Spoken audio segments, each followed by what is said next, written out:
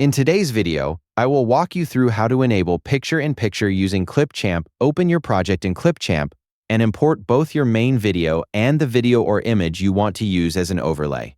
Drag the main video onto the timeline, then drag the overlay video or image onto a track above the main video. Click the overlay clip to select it. Once selected, click the three dots in the floating toolbar. From the menu, click Picture-in-Picture.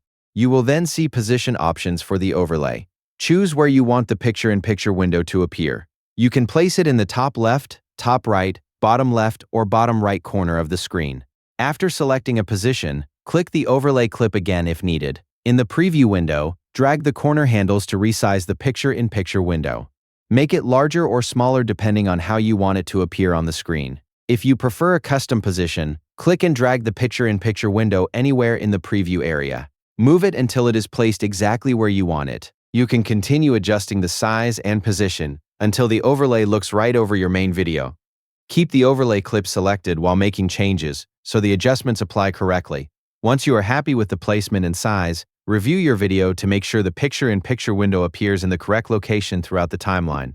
Thank you for watching the video.